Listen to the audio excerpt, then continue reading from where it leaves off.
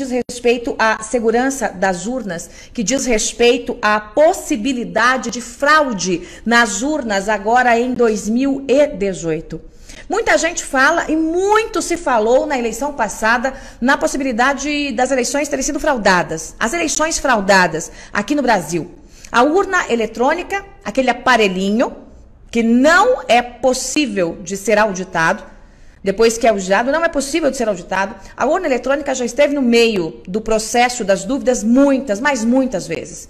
A fraude no processo eleitoral, seja nas urnas ou seja dentro do processo de transmissão dos dados, é algo que é discutido há muito tempo, por muitos especialistas. Muitos dizem que provam e comprovam que a fraude é possível. O próprio cientista que inventou o aparelho precursor da urna eletrônica já me disse que é possível. Mas muitos são os cientistas da vez, aliados muitas vezes ao TSE e a partidos, que dizem não, a lisura das eleições está garantida, não há possibilidade de fraude. Não mesmo. Para colocar um ponto final nessas dúvidas, eu iniciei uma busca nesse processo. Não uma busca para ouvir mais cientistas. Não uma busca para ouvir gente que de um lado diz que pode e do outro diz que não pode, mas uma busca para chegar àqueles que podem fraudar e que já fraudaram as eleições no Brasil. Tanto eleições estaduais quanto a eleição nacional. Eu cheguei ao nome, sobrenome, endereço, família, história, histórico do hacker que fraudou pelo menos 3 eleições no Brasil, incluindo uma eleição nacional. Eu vou repetir. Eu cheguei ao hacker, ao 01. Aliás, ele já foi considerado o hacker número 1 do mundo. Ao hacker que fraudou, segundo ele mesmo, o processo eleitoral no Brasil. E ele dá nomes e sobrenomes num relato que você vai ouvir daqui a pouco. De quem estaria por trás de tudo isso. De quem bancou a conta, claro que com o nosso dinheiro. Eu vou te dar alguns dados antes de colocar essa gravação no ar, que você vai ouvir. E você vai entender como é que funciona o processo.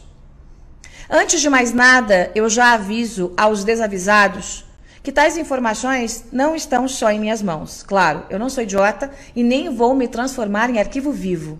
Tais informações, assim como aquelas que eu já havia passado para vocês, das negociatas dos 600 milhões, estão em mãos de outras pessoas mais capazes, mais protegidas do que eu no processo de investigação. Então, um aviso aos desavisados. Não adianta ameaçar, não adianta vir para cima, não adianta querer me transformar em arquivo, porque mais gente sabe. E aqui eu lanço um desafio às autoridades. Querem o nome completo? O sobrenome? Querem trazer para o país? Porque nesse momento ele não está no país.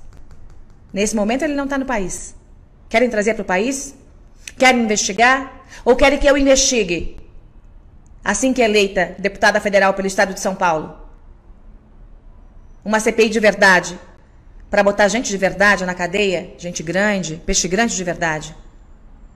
Quem é o hacker que cometeu fraudes, tanto nas urnas quanto no processo de transmissão dos dados no servidor do TSE, segundo a fonte que você vai ouvir daqui a pouco?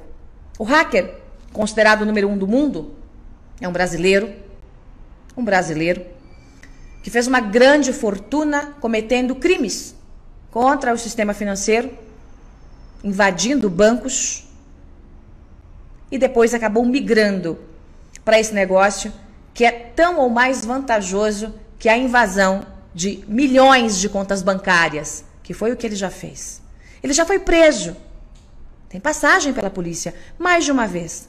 A prisão que levou esse hacker para a cadeia foi porque ele causou um desfalque milionário. Coloca milhão em cima de milhão.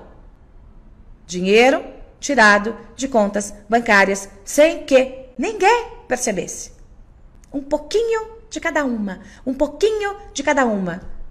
Até cometer um desfalque milionário. Milionário. Coloque aí vários prêmios de loteria de Mega Sena acumulados. Este homem, com estreitas ligações com governos antigos do Rio de Janeiro e do Rio Grande do Sul, com estreitas ligações com Dilma, Lula e com integrantes do STF, segundo a fonte que você vai ouvir, tinha portas abertas e muito, mas muito poder.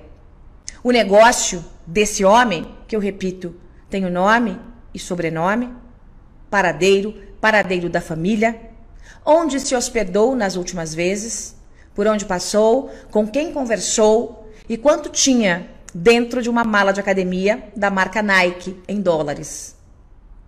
Essas informações todas estão em minhas mãos.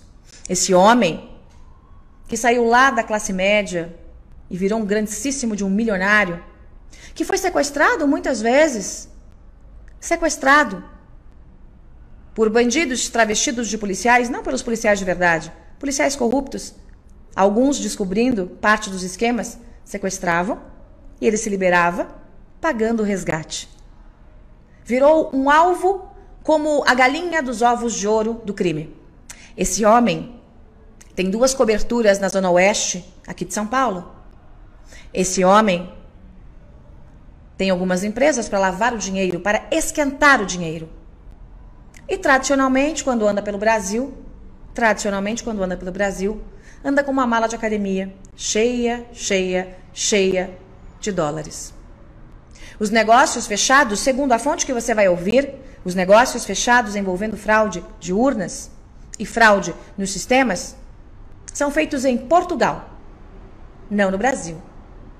As negociatas todas, não só essas, tá? Não só essas, envolvendo a fraude no sistema de eleições, como outras negociatas envolvendo portos e outras tantas negociatas envolvendo o antigo governo federal, acontecem e, segundo ele, figuras do altíssimo escalão, do mais alto escalão do poder judiciário desse país, acontecem em Portugal. É um brasileiro que se esconde lá para fazer as negociatas. O número 1 do mundo. O homem que anda por hotéis de luxo em São Paulo e que tem um time de hackers. Não é só ele. Alguns integrantes deste bando, deste hacker 01 do mundo, alguns integrantes já não estão aqui para contar a história. Entre eles um jovem que foi executado no Rio de Janeiro, porque abriu a boca. Ele participou de um outro processo de fraude. Não o processo que eu vou detalhar para você agora. Ele participou de uma coisa chamada leilão de urnas. Em que nos governos do Rio de Janeiro, quem pagava mais levava a eleição. No leilão de urnas. O hacker que abriu a boca não está mais aqui para contar a história. Um jovem foi morto. Executado. Arquivo queimado. Absolutamente queimado. Este hacker é um homem que fez muitos negócios com os governos Dilma e Lula. E que, no ano passado, encontrou com esta fonte que você vai ouvir aqui, também um hacker. Também um homem que entende de tecnologia. Também um homem que já fez negócios com o hacker número 1 do mundo, o fraudador de eleições. E nesse encontro, ele detalhou como eram as conversas com o alto escalão do poder político, com um ministro do Supremo, que também passou pelo TSE. Essas conversas fora do Brasil, repito, como eram essas conversas, como eram as negociações. E disse que estava bastante tenso, porque estava cansado de fazer tais fraudes. Mas que a encomenda já estava feita, agora para 2018. Você vai ouvir alguns detalhes da conversa. O nome da fonte, obviamente, será protegido. Por quê? Porque ele, a partir do nome, a partir do momento em que é revelado o nome, vira alvo. Vira alvo. Então, sob o juramento de resguardar o sigilo de fonte, eu vou colocar para você aqui a conversa com este hacker que me entregou. Quem é? O hacker fraudador do sistema. E como o sistema poderia ou poderá, a depender da nossa vigilância, ser fraudado? Através de uma coisa chamada alteração de rotina. Para você que não é do meio de TI, como eu não sou, e pedi para que me explicasse o que é alteração de rotina. É uma espécie de um programinha colocado no servidor do TSE, que pode fazer qualquer coisa, absolutamente qualquer coisa, desde que a porta seja aberta de dentro para fora, desde que alguém dentro da corte abra essa porta. O nome do hacker número 1 do mundo também será mantido aqui sob sigilo. Para as autoridades está disponível. Por quê? Porque também, a partir do momento em que o nome está exposto, ele torna-se um alvo. Eu vou colocar para você um trecho de uma longa conversa que eu tive em relação a esse assunto. Preste atenção nos detalhes que ele conta em relação ao processo, como a fraude pode ser feita, qual é a vulnerabilidade, o que o hacker que garante que fez a fraude fez, com quem ele conversou, qual seria o esquema para essa eleição. Preste bem atenção. E depois eu vou trazer para você quais são as possibilidades de nós nos protegermos nessa eleição, em que todo o povo de bem quer um presidente fora desses esquemas, inclusive desses de compra de urna, em que todos os bandidos, crápulas ligados às fraudes estão com o crime organizado e contra o Jair Messias Bolsonaro. Preste atenção no que diz o hacker que entregou o número 1 do mundo, segundo minha fonte, o fraudador do sistema eleitoral. Em 2000, assunto comercial, de uma venda de um empreendimento, procurando investidores, que ele fazia uma fraude bancária, que tinha sido preso em outro tempo, 2005, e depois conheceu, com o passar do tempo, ele conheceu um pessoal do PT, conheceu o pessoal do Lula, da Dilma, o próprio, uma pessoa do STF, lá que é ministro. Isso são palavras dele, né? Isso que ele passou para mim. E nessa conversa, a gente marcou uma outra reunião para tratar desse negócio e ficou muito superficial, né? Assim, naquele primeiro, me despertou a curiosidade. Na segunda vez eu conversei com ele e aí que ele pegou e explicou como que funcionava. Que a fraude não era só nas urnas, né? Tinha aquela coisa do leilão, que era feito das urnas, que era na urna, isso era uma coisa que ficou no passado, que eles já faziam direto dentro do TSE, né? Dentro dos servidores onde que recebiam, onde eram descarregadas as informações das urnas. E era lá que eles faziam as manipulações dos dados. Através de um software, de um programa. Isso, através de uma rotina dentro do servidor. Então é isso, e que ele tinha um contato, né, frequente com esse senhor aí. E esses contatos eram feitos onde? Em Portugal, na Europa. Assim, onde que eles tratavam não só dos negócios, esse tipo de negócio, de outros negócios. Ele se tornou uma pessoa muito poderosa. Inclusive nessa reunião, né, ele estava com uma mala de dinheiro fazendo o câmbio, não sei o que ele fazia, mas ele tinha muito dinheiro ali. Dólar? Tinha uns 500 mil dólares, mais ou menos. Andando com a mala. Isso, dentro do Brasil, dentro do hotel. Isso, tranquilamente. Fazendo a troca de dinheiro. Fazendo mudança de posição. O que é mudança de posição? Mudança de posição é quando a pessoa tem real e ela quer mandar dólar para fora, né? Ou o contrário, né? Tem dólar que quer inverter, né? Então, assim, o pessoal tem conta fora, China.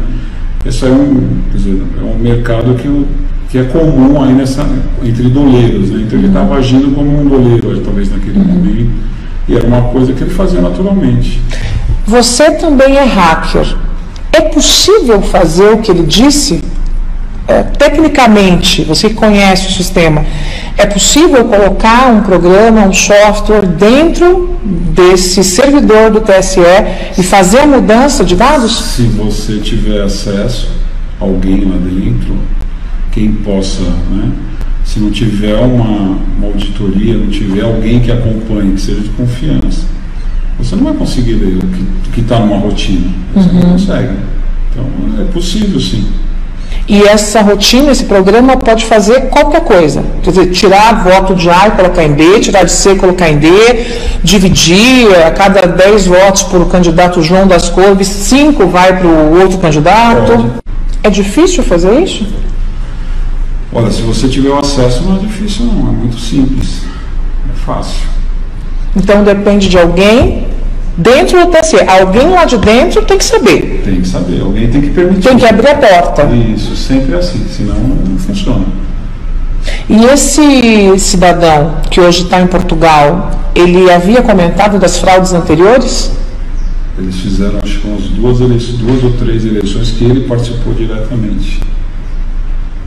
Depois da prisão, né, ele ficou preso um tempo, mas não por fraude eleitoral, por outros crimes, né, que seriam desvio de contas bancárias. Isso. Fraudes em banco, bancos federais. E ele deu alguma pista de que estava conversando para essa eleição, da última vez que você falou com ele, para essa eleição agora de 2018? A pista que ele deu seria que ele ia conversar com o ministro, né? Sendo que anteriormente essa pessoa tinha muito acesso, dava muito poder para ele, né? Ele tinha muito acesso ao governo do Rio Grande do Sul.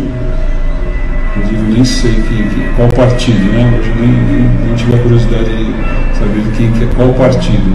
Mas ele tem um poder muito grande dentro do Rio Grande do Sul. Não só no governo, como nas prefeituras. É um cara extremamente poderoso e eu acredito que perigoso, né? Porque não é uma coisa assim para qualquer um, né? Além dessas informações, até se vazar uma informação dessa, a vida dessa pessoa começa a estar em risco, de quem estiver próximo, né?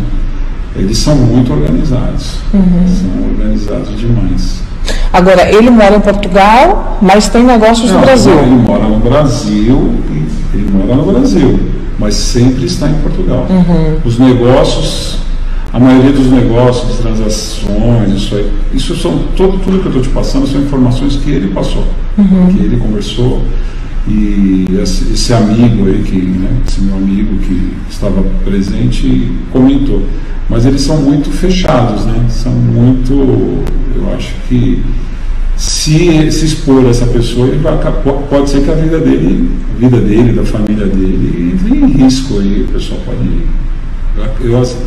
Eu acho muito difícil alguém, né, que tem essa informação, eles deixarem esse cara vivo por aí para alguém prender, para a Polícia Federal, sei lá, Interpol, quem seja. Tem muita gente que vai correr atrás dele. Ou ele vai sumir, né? Ele vai desaparecer, isso vai ser difícil, mas o cara tem família. Mas eu acho que é muito perigoso. Para ele, né? Para ele e para quem divulgar também. Isso aí é uma coisa que. Assim, é muito fechado. Assim, tem que ser alguém muito poderoso para fazer isso. Tem que ter muito poder. Não dá para ser qualquer um. As urnas, tudo bem, que os caras conseguem ali, que nem fizeram no Rio de Janeiro, até mataram um menino lá, um hacker, né, que trabalhou nesses leilões de urna aí.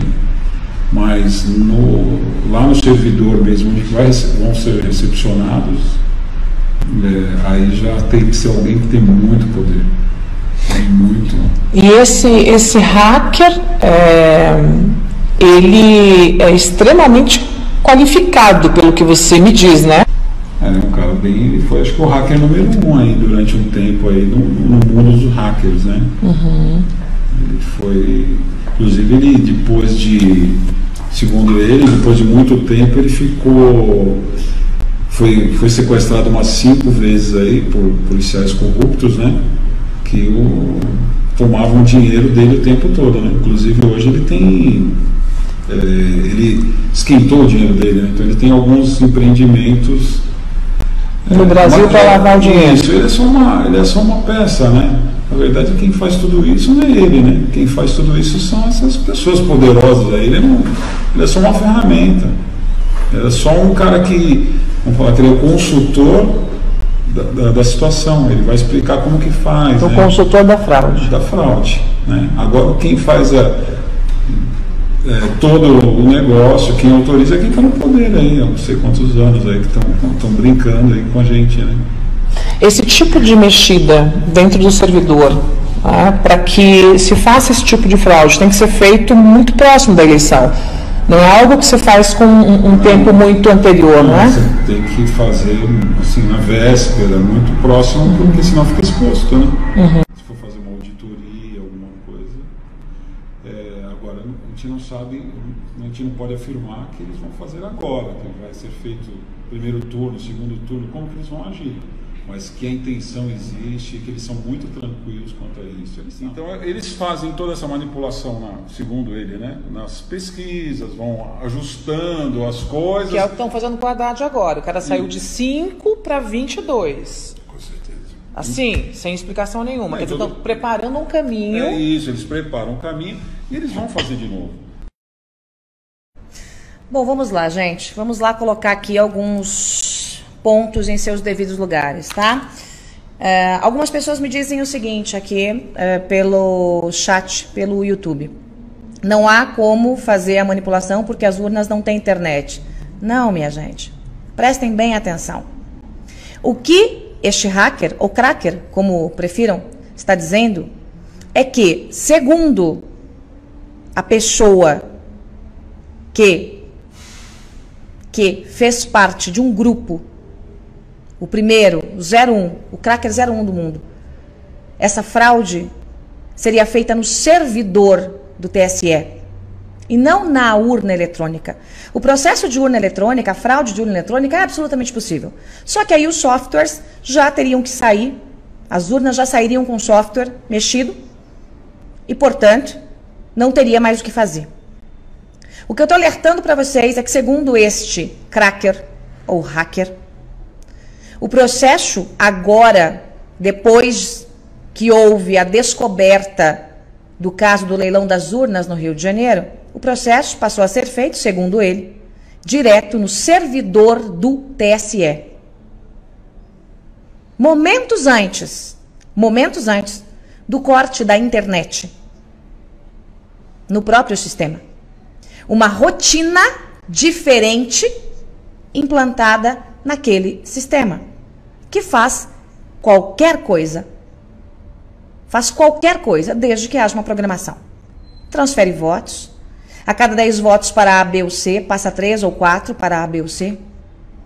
E isso, segundo este hacker que eu ouvi, é algo absolutamente simples.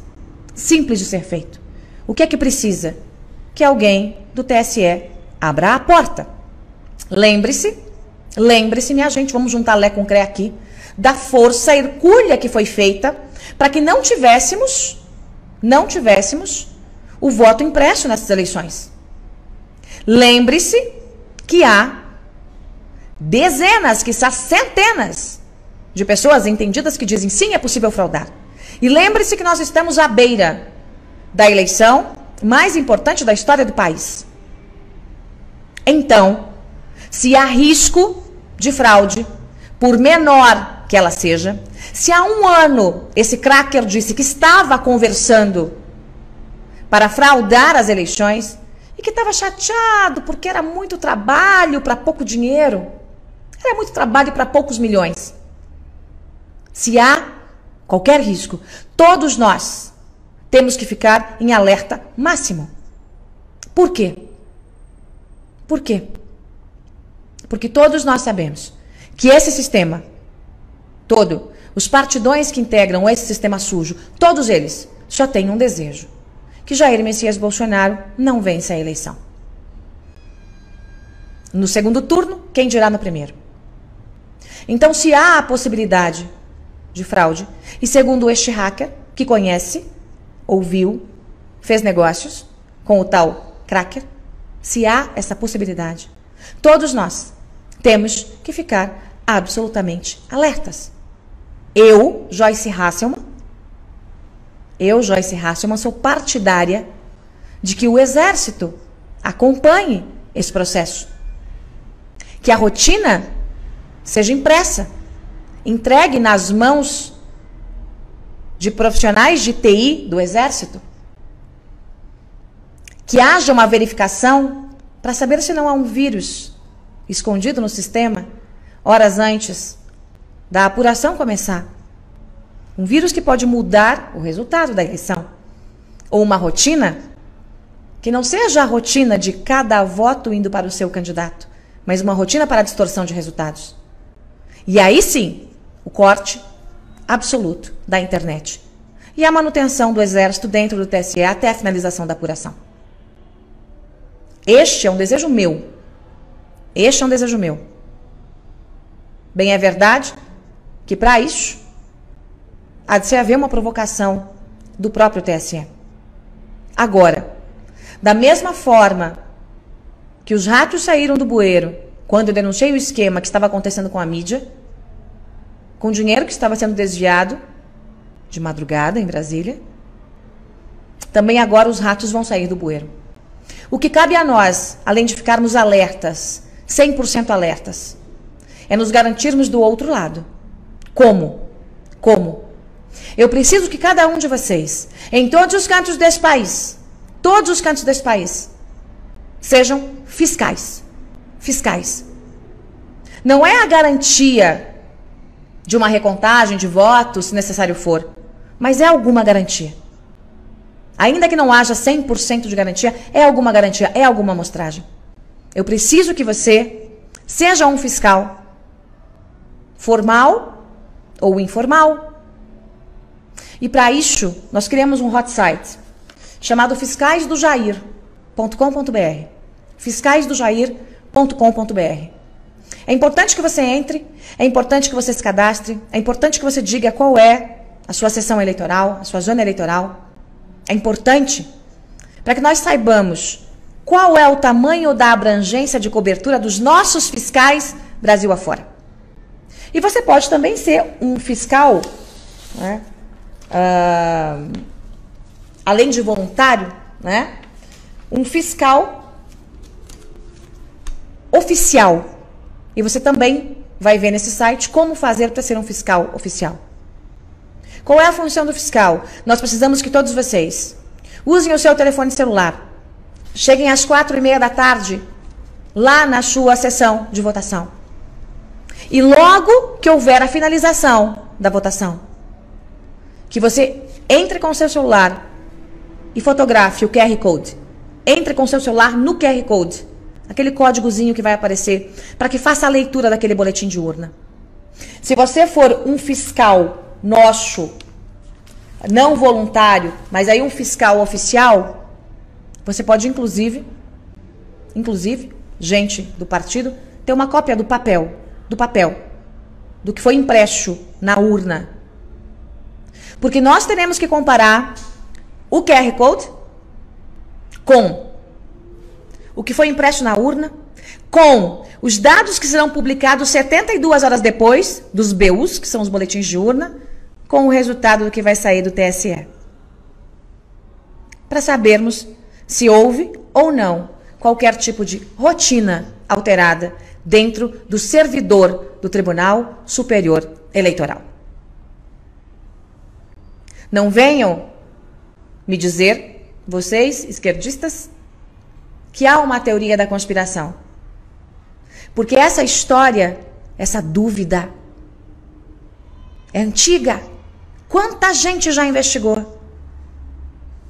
Lembra-se, na eleição passada?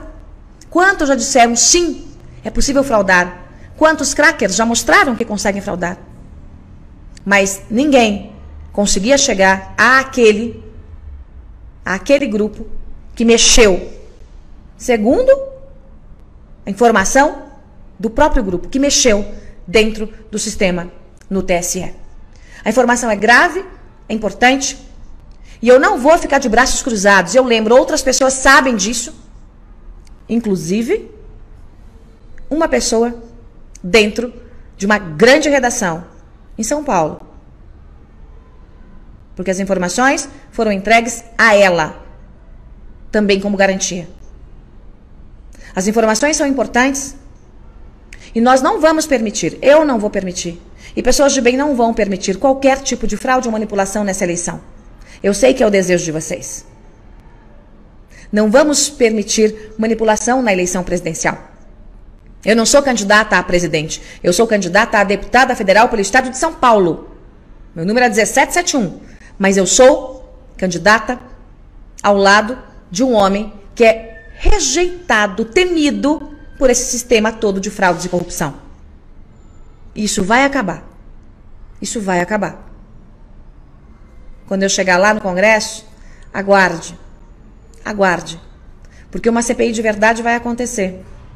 E eu tô vendo que tem gente que tem a mais alta caneta dentro da mais alta corte do Poder Judiciário desse país, que pode sair algemado. Pode sair algemado de dentro da corte maior do nosso país. A informação é gravíssima. Portanto, todos nós temos que ficar em alerta máximo a partir de agora. Em alerta máximo. Em alerta máximo. Para impedir qualquer fraude na eleição. Lembro, se houve qualquer tipo de fraude na urna, já era. Já era. Porque as urnas foram entregues nas zonas de votação há muito tempo.